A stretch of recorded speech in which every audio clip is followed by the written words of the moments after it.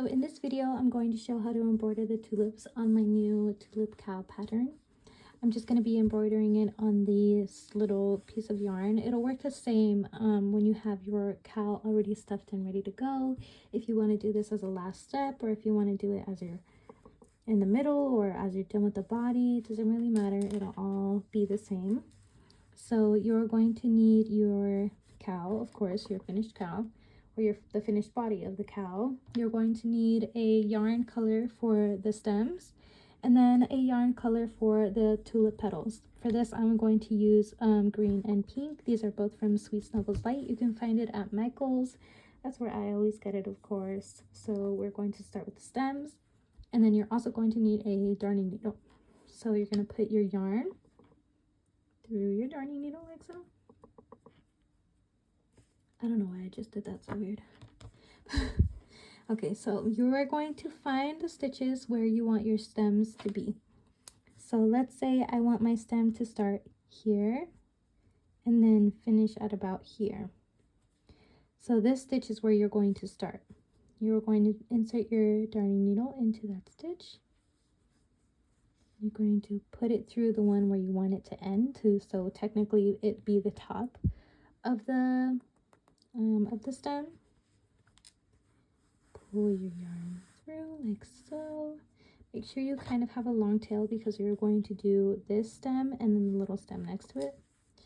So then you're going to go over it like this, going back into that starter stitch, back into that top of the stem stitch, pulling it through.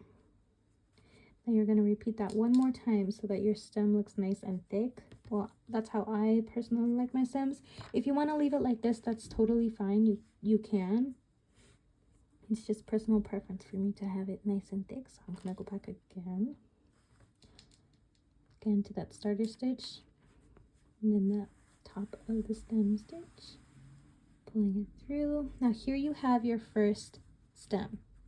Now I usually like to do a second stem, kind of a little one. I want it right about here. So what I'm going to do is I'm going to go back into the top part of the stem. I'm going to insert it in the stitch where you want the top of your second stem to be, at the top, not at the bottom, because we're going to meet them both at the bottom here, and you don't want to unravel this first stem. So that's what will happen if you start putting it out from here instead of here. So we're going to go back into that piece, and you're going to figure out where you want the top of your second stem to be. So this is where I want the top of mine, pulling it through.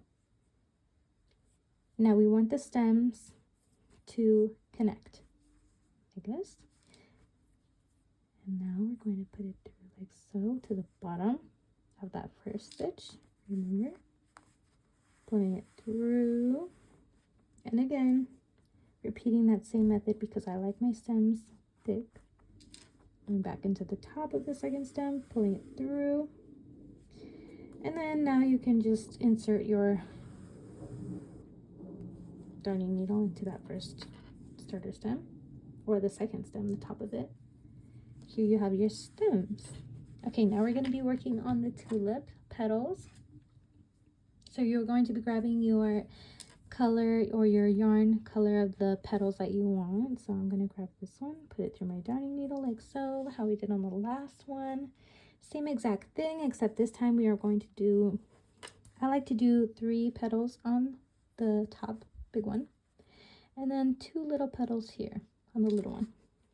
So it'll be the same thing, going through the top of the stem. We want it to be at the top so that the petals all connect to the stem, instead of, let's say, just doing them up here, because there will be that gap right there. So we're going to go into the piece, figure out where you want the top of the first petal to be, pulling it through, now going back into the bottom, then where you want that first petal to be, and pulling it through. You can do one like this. You can do it twice over. I'm just going to leave it like that for now. So here's where I want the top of my second petal to be. So I'm going to go pull it through, use the shedding back into the top of the stem and then the top of the petal.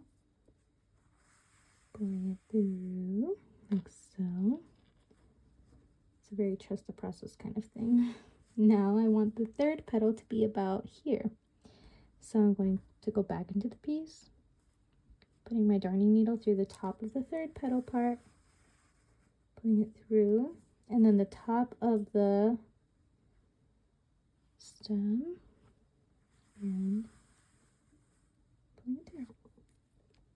I sometimes like to do the double stranded look for my petals, like this one. This is the double strand method. But here I'm just gonna kind of leave it just so that we have, you know, video or like the tutorial part for the stems. But you can do that, or for the petals, but you can do that. I kind of like to do that to make the petals a little more fluffy looking. You can leave it like this if you want. You can just double strand it every time. So if you want to double strand this one, you just go through it twice, this one twice, and then this one twice.